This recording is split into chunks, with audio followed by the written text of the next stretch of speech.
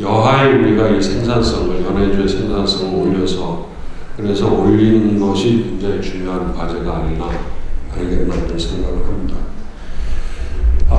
그 다음에 이제 요거 관련해서 이제 중장기 발전 계획은 이제 저희가 러시아 연구진하고 정부 협조를 받아갖고 10월 말까지 일단 시한을 만들고요.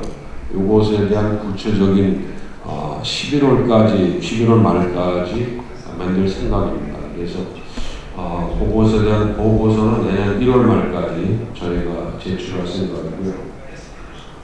그 다음에 이제 두 번째 가시부 과제가 구체적인 이제 연해주의 농산업 선진 모델 개발하기 위해서 시행 계획을 어떻게 이제 구체적으로 무슨 과제가 필요하고 또 이것에 대해서 재원이 얼마나 필요하고 이 재원 조달을 어떻게 할 거냐 하는 것들이죠. 그리고 이거와 관련해서 한국 측에서 좀 지원할 수 있는 이런 부분은 어떻게 했나 해서 이제 추려본 거 물론 여러 가지가 있습니다만 보시면 현재 이제 콩과 옥수수의 주 작물이니까 이것에 이제 그 생산성을 올리기 위한 신품 정보가 아까 지금 연해주에도 하고 계시지만 서로 협력해서 하는 거, 또 잡초를 관리하는 문제.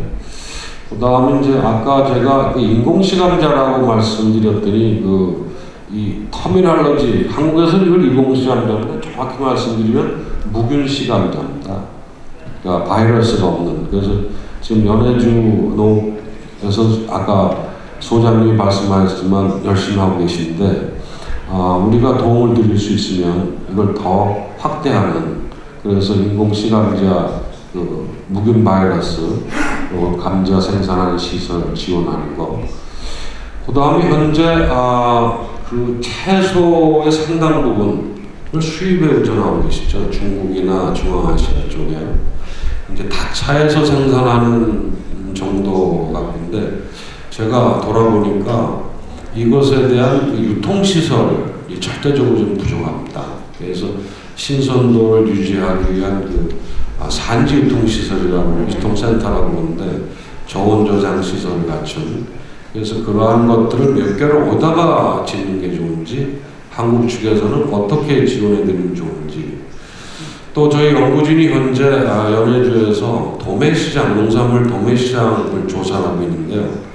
도매시장 시설이 아직은 현대화되지가 않아서 쉽게 얘기하면 감모 로스가 많이 생깁니다.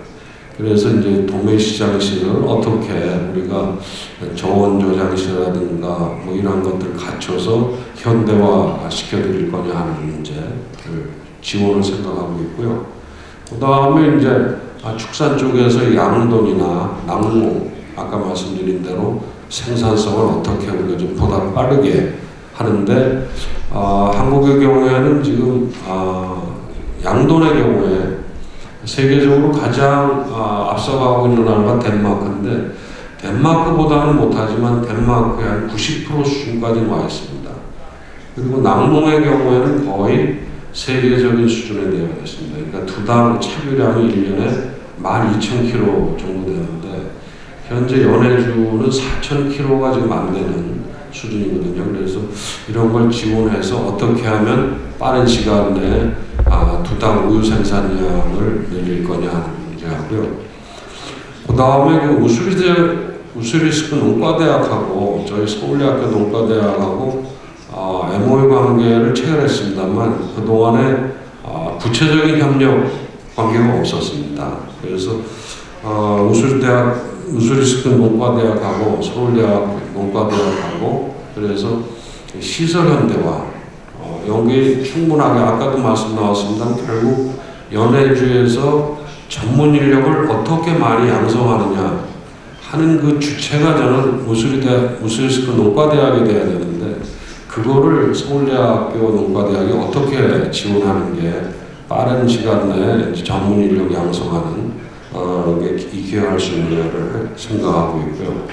그 자료에는 지금 잠깐 빠졌습니다만 또 앞으로 우리가 이 연해주의 그 채소의 자급률을 올리기 위해서 시설 재배도 우리가 생각을 해야 되고 먼저 펴야 되는데 한국에서 최근에 많이 효율적인 기술이 개발된 게 히트 펌프 시스템이 있습니다. 그래서 그 히트 펌프 시스템을 시설 재배에다가 적용하게 되면 작기를 굉장히 늘릴 수가 있습니다. 생산 기간을 또 열 효율도 에너지 효율도 높일 수가 있고 그래서 이러한 히트 펌프 시스템을 우리가 이제 연해주에다 어떻게 적용할 거냐는 그다음에 아까 그 연해주 정부에서 말씀해 주셨습니다만 이제 제일 큰 관심 종목이 이제 콩이신데 옥수수 경우에 보면 한국의 경우에 이제 사용 옥수수가 절대량이 지금 부족합니다. 왜냐하면 한국의 경우에는 사용 옥수수 자급률이 3%냐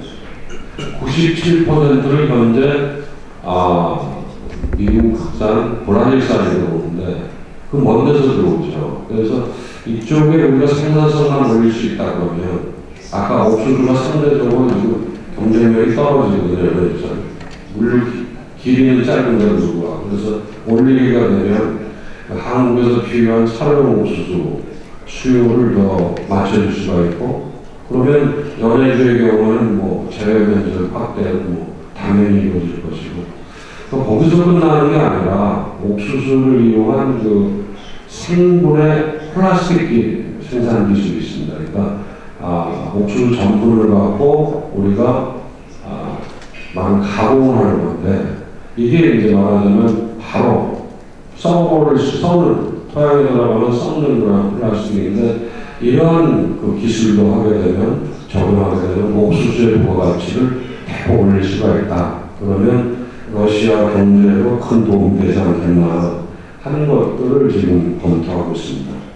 그래서 이 두 번째에 대한 그 실행 계획은 저희가 1월까지 해서 그 다음에 아까 첫 번째 과제하고 두 번째 과제는 같이 연결되어 있는 거기 때문에 이것에 대한 시한을 저희가 이제 마련해서 그 다음에 내년도 2월에 한국에서 러시아 연구진과 한국 연구진이 공동 회의를 하고 있다. 그래서 러시아 쪽의 의견을 저희가 수렴할 생각입니다. 참고로 여기 연구기간 동안에 4차례 한러 공동 세미나 양국 연구진을 할 생각인데 2번은 한국에서, 2번은 러시아에서 할 생각인데 추울 때는 한국에서 하시고 더울 때는 러시아에서 하시는 거로 제가 계획을 세웠습니다.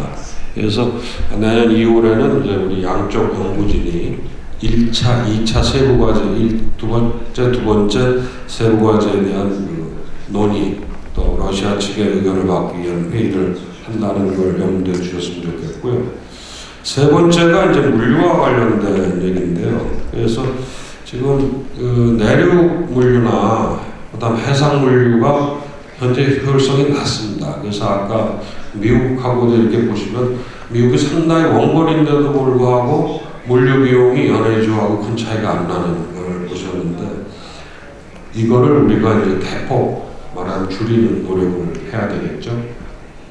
그래서 지금 이 과제에서 이제 얼마 전까지 이제 이 자루비노항의 그 곡물 수출항을 만드시는 계획이 추진되다가 현재는 정지된 상태인데 요게 또 좀 이런 그 약간의 갈등 여지가 있는 것 같아요. 왜냐하면 블라디보스토크 항을 자유항으로 좀 하시는데 자칫 자루비노 쪽을 하게 되면 이게 분산이 되는 거 아니냐 하는 우려도 하시는데 저는 그렇게 생각을 안 하고 일단은 블라디보스토크 항을 중심으로 해서 하는데 지금 결정적인 문제가 뭐냐면 현재 블라디보스토크 항에는 벌크를 이용한 해상물류가 현재는 안 이루어지고 있어요.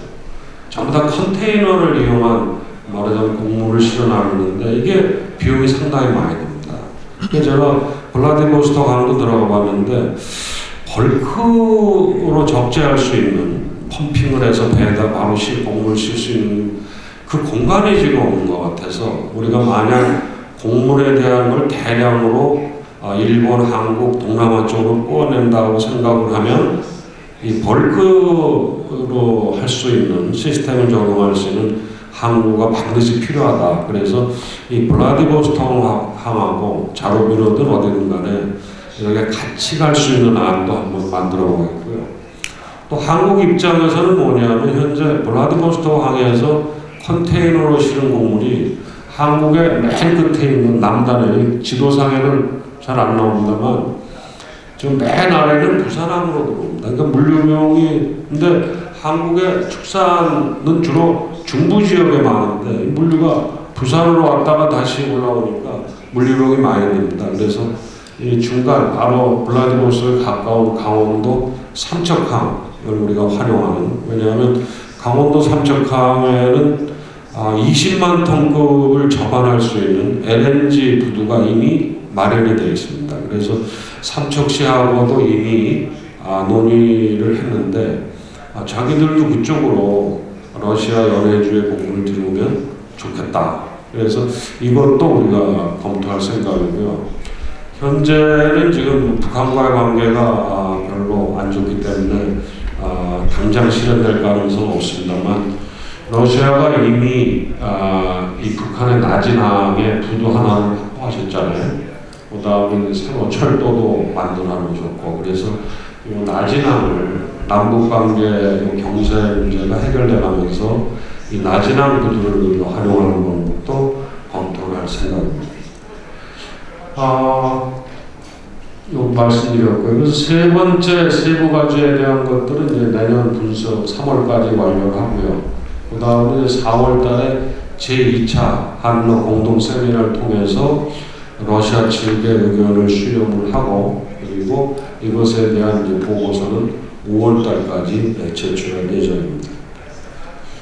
네 번째 세부 과제가 이제 선도 특구하고 자유항 쪽인데 그래서 특히 이제 연해주에는 아까 간단히 말씀드렸습니다만 이 미하일롭스카 지역에 이제 이 선진 특구가 조성이 되어 있어서 여기에 지금 우리가 갖고 있는 제약 조건은 과연 뭐겠나? 물론 여러 가지 이제 혜택을 많이 주고 계신데 보다 뭐 한국 기업을 포함한 다른 외국 기업이 더 진출을 활성화하기 위해서 우리가 어떤 제약 조건을 좀 더 풀어주는 게 좋겠냐는 걸 검토를 할 거고요. 그 다음에 이딴 말씀드리겠습니다만 농산업 복합단지라고 해서 여러 개 자재나 유통, 가공이 같이 들어갈 수 있는 이런 복합단지를 과연 이 미하일롭카 선도 특구에 조성하는 게 좋은지